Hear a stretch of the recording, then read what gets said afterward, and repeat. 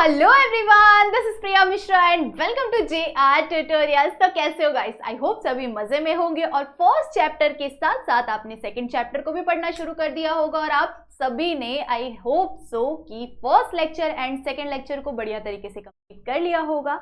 ठीक है, so first lecture में हमने किस चीज के बारे में स्टडी किया था? हम स्टडी कर रहे हैं कौन सा चैप्टर? हम स्टडी कर रहे हैं 10th स्टैंडर्ड हिस्ट्री का सेकंड चैप्टर जो कि है हिस्टोरियोग्राफी इंडियन ट्रेडिशन। ओके, तो हिस्टोरियोग्राफी इंडियन ट्रेडिशन के अंदर हमें 2 टॉपिक्स को स्टडी करना है जो कि है ये 2 टॉपिक्स। ठीक है, तो हमने कंप्लीट किया है हमारे फर्स्ट वाले टॉपिक को। इस फर्स्ट वाले टॉपिक के अंदर 3 सब टॉपिक्स है जो कि है, फर्स्ट क्या है हमारा एंशिएंट हिस्ट्री, सेकेंड क्या है हमारा मिडिवल हिस्ट्री एंड थर्ड क्या है हमारा मॉडर्न हिस्ट्री। ओके, तो आज के लेक्चर में हम मॉडर्न हिस्ट्री को कंप्लीट करेंगे। सो इससे पहले 2 लेक्चर आ चुके हैं एंशिएंट हिस्ट्री का और मिडिवल हिस्ट्री का। ठीक है, सो आई गेस सभी ने बढ़िया तरीके से होप सो कि कंप्लीट किया होगा आप सभी। ओके, चलो, सो आज के लेक्चर में हम क्या देखने वाले हैं? आज के लेक्चर में हम मॉडर्न हिस्ट्री को देखने वाले हैं।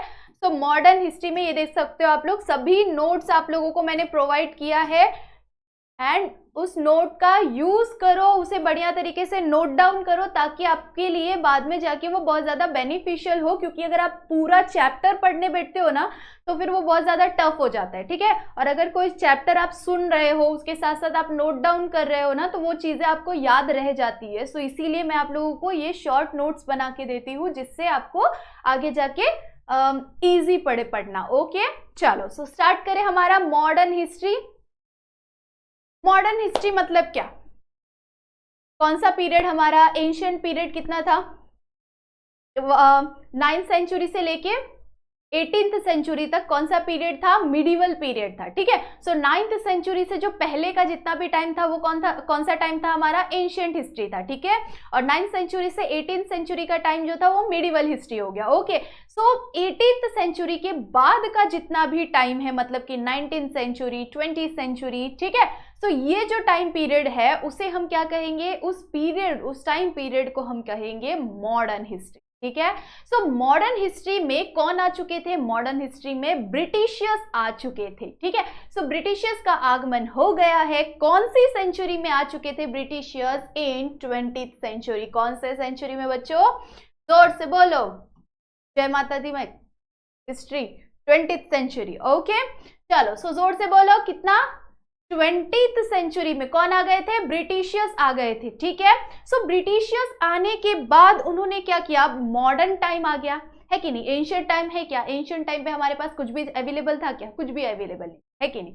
बट मॉडर्न टाइम में क्या हो गया कि अब अंग्रेज आ गए तो उनकी बनाई हुई बहुत सारी चीजें उन्होंने बहुत सारी अलग अलग रिसर्चेस किए, आर्कियोलॉजिकल रिसर्चेस किए, उन्होंने बहुत कुछ एक्सप्लोर किया, बहुत कुछ रिसर्च किया। सो उनके द्वारा रिसर्च करने के बाद बहुत सारी चीजें हमारे पास आने लग गई।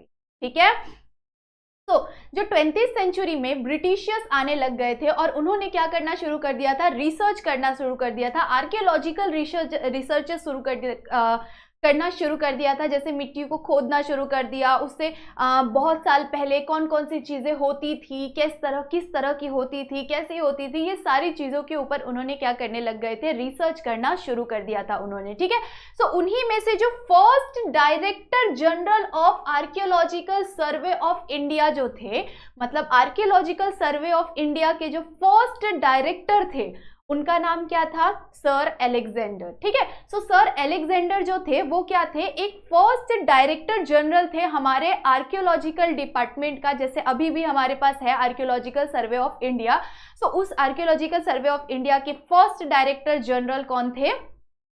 सर अलेक्जेंडर थे। ठीक है, सो उन्होंने बस वो क्या रहेंगे, अगर वो जर्नल है डायरेक्टर है तो भाई वो चिल मार के बैठेंगे तो नहीं, है कि नहीं? टाइम पास तो नहीं करेंगे।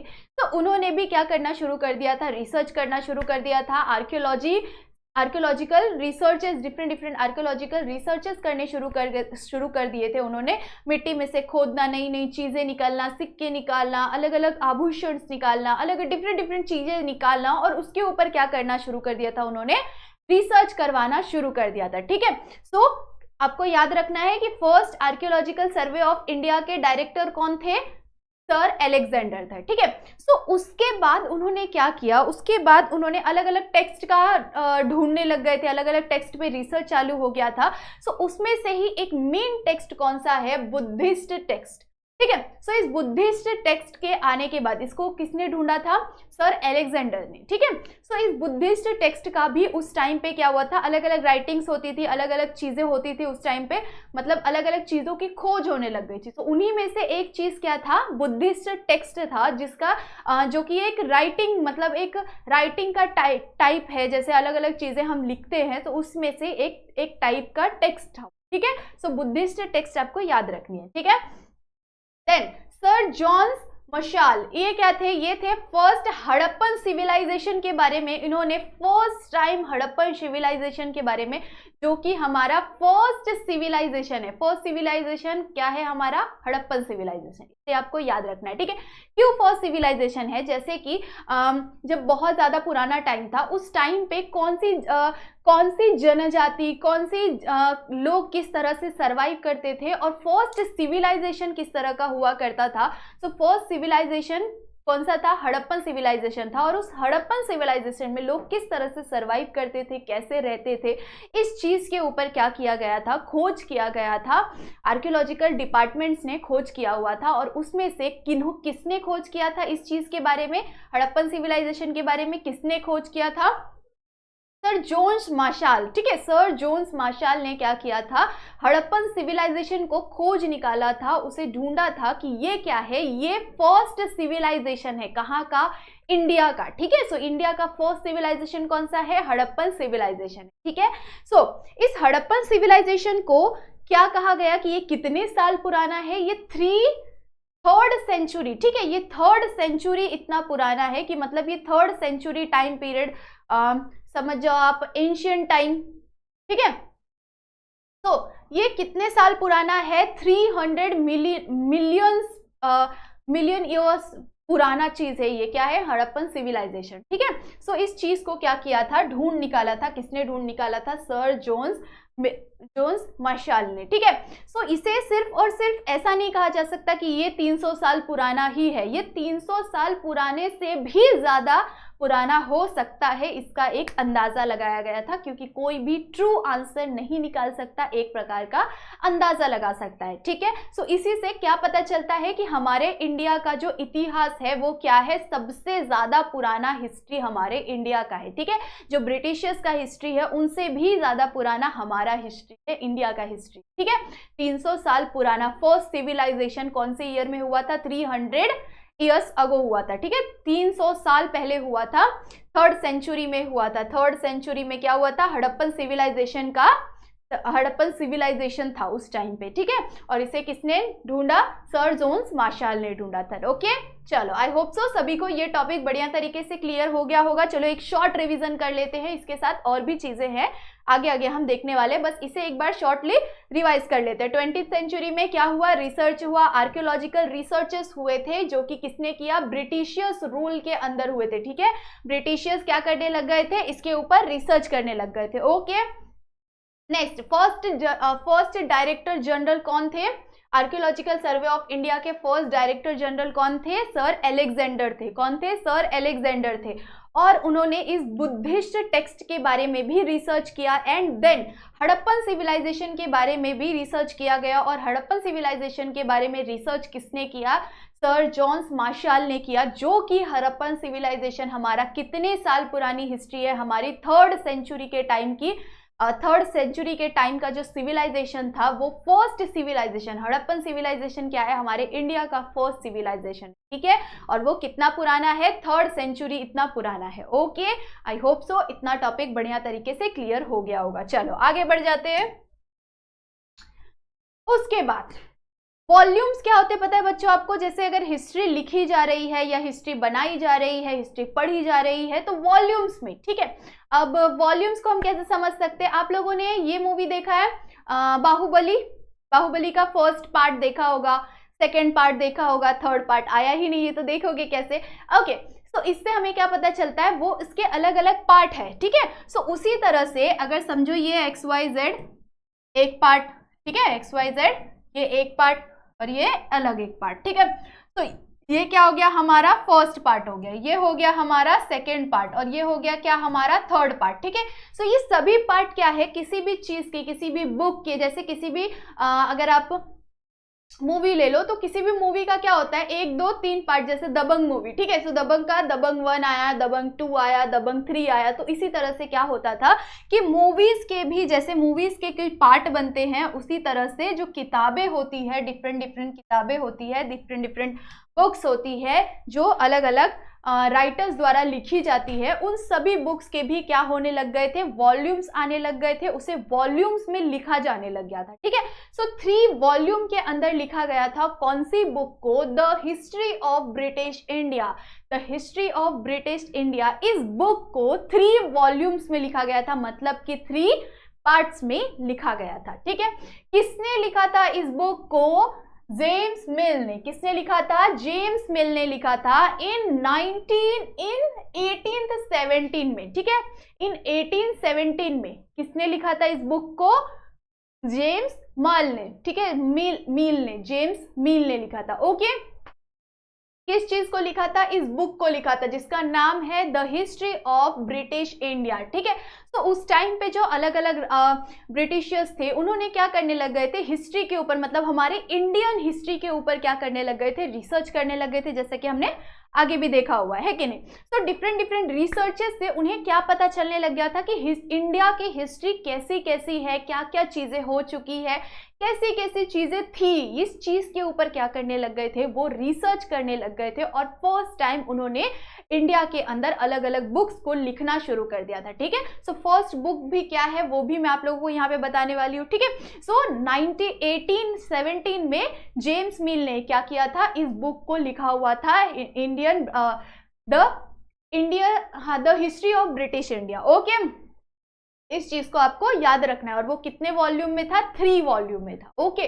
चलो, सो नेक्स्ट बुक क्या था, the history of India. The history of India ये क्या था, हमारा सेकेंड बुक था, जो कि रिटन बाय है, किसके द्वारा लिखा गया है, माउंटस्टर। बहुत ही अजीब सा नाम है, वैसे क्या बोल सकते हैं इसे, मुझे मेरे टंग से आ नहीं रहा है ये, ठीक है। एल्फिस्टन उनका जो भी हो नाम, सरनेम जो भी हो, माउंट स्टुअर्ट एल्फिस्टन, ठीक है। सो इसे आप लोग क्लियरली बोलो, ठीक है। मेरा टंग बहुत ज्यादा ऐसा स्लिप हो रहा है इसे बोलते टाइम। माउंट स्टुअर्ट एल्फिस्टन, इन्होंने क्या किया था, द हिस्ट्री ऑफ इंडिया, इस बुक को लिखा हुआ था, ठीक है।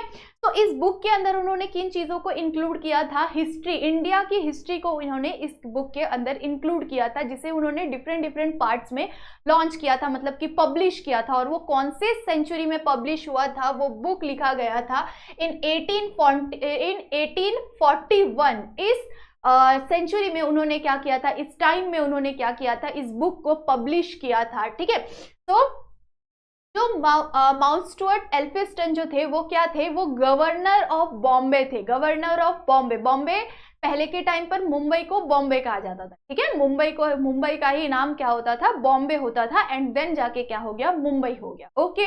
हम सी मुंबई, महाराष्ट्र सी मुंबई, ठीक है। तो मुंबई बाद में रखा गया, और उसका पहला फर्स्ट नाम क्या था, बॉम्बे था, ठीक है, बॉम्बे था, ओके।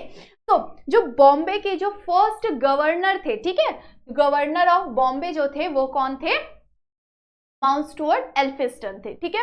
उन्होंने एक बुक लिखी, कौन सी बुक लिखी, द हिस्ट्री ऑफ इंडिया, इस बुक को लिखी। और उसे पब्लिश कब किया उन्होंने, मतलब लोगों में कब बांटा, लॉन्च कब किया उन्होंने, इन 1841 में उन्होंने इस बुक को क्या किया, लॉन्च किया लोगों के पास, ओके। चलो, सो ये टॉपिक भी आई होप सो सभी को क्लियर हो गया होगा। चलो नेक्स्ट देख लेते हैं, ग्रैंड डफ, ठीक है। ग्रैंड डफ, उन्होंने क्या किया, उन्होंने भी एक बुक को लिखा, ठीक है। उन्होंने भी क्या किया, एक बुक को लिखा जो कि है मराठा हिस्ट्री के बारे में। किसके बारे में, मराठा हिस्ट्री।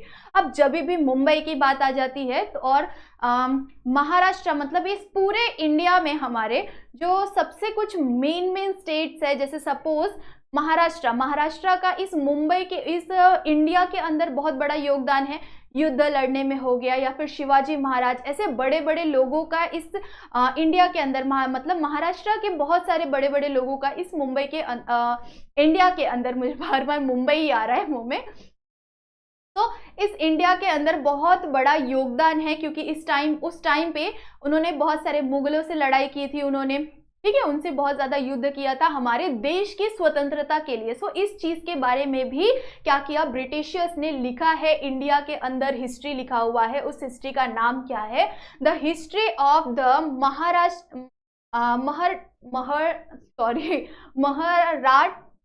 ठीक है, मराठास, ओके। सो मराठास नहीं है, ये मराठास है, ठीक है। सो इस हिस्ट्री के बारे में उन्होंने 3 वॉल्यूम्स के अंदर लिखा हुआ था। किसने लिखा हुआ था, ग्रांट डफ ने लिखा हुआ था, ठीक है, ग्रांट डफ ने लिखा हुआ था। किस चीज के हिस्ट्री के बारे में, उन्होंने महाराष्ट्र की मराठा हिस्ट्री के बारे में उन्होंने लिखा हुआ था, ठीक है, क्योंकि महाराष्ट्रियंस का बहुत बड़ा योगदान है हमारे देश की स्वतंत्रता में। हर एक पीपल का योगदान है, बट ज्यादातर राजस्थानी और राजस्थान के जो लोग थे उनका, उसके साथ साथ मराठास का है बहुत ज्यादा योगदान था। तो इसकी वजह से उस चीज के ऊपर भी जो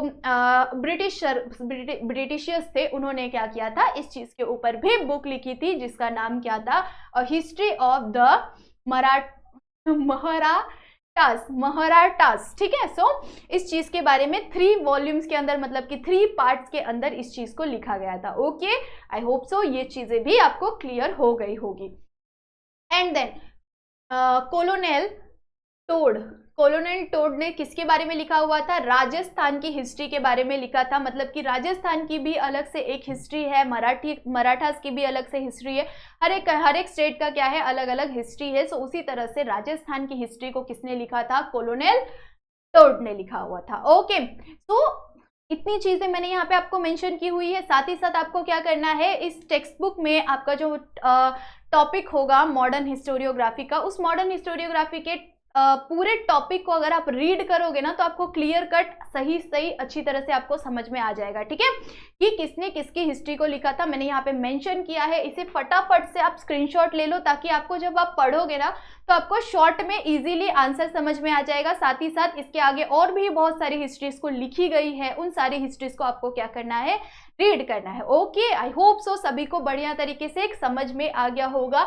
इस लेक्चर को हम यहाँ पे ही स्टॉप करेंगे। इसके आगे और भी बहुत सारे टॉपिक्स है जिसे हम कवर करने वाले हैं नेक्स्ट लेक्चर में, बिकॉज वो थोड़ा सा डिफरेंट टॉपिक है। इसके अंदर अगर हम इंक्लूड करेंगे तो लेक्चर बड़ा हो जाएगा और टॉपिक कंप्लीट नहीं हो पाएगा। ओके, क्योंकि वो टोटली डिफरेंट टॉपिक है। ओके, आई होप सो सभी को आज का हमारा हिस्ट्री का जो टॉपिक था वो बढ़िया तरीके से क्लियरली समझ में आ गया होगा। ओके, चलो, सो फटाफट से आप इस चीज का भी स्क्रीनशॉट ले सकते हो, क्योंकि फिर आप जब लिखोगे तो उस टाइम पे आपको ये भी काम आ जाएगा, क्योंकि शॉर्ट में पढ़ने के लिए इस तरह के शॉर्ट नोट्स अच्छा होता है, समझ में जल्दी आता है। ओके, चलो, सो जाने से पहले वीडियो को लाइक जरूर से करना, और अगर चैनल पे न्यू हो तो सब्सक्राइब जरूर से करके जाना। तब तक के लिए बाय बाय, मिलते हैं नेक्स्ट लेक्चर में। ओके।